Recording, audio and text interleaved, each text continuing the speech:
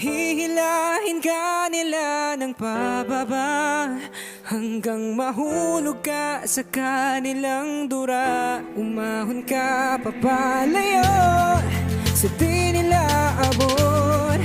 Hayaan mo sila bang nakatingala sa'yo.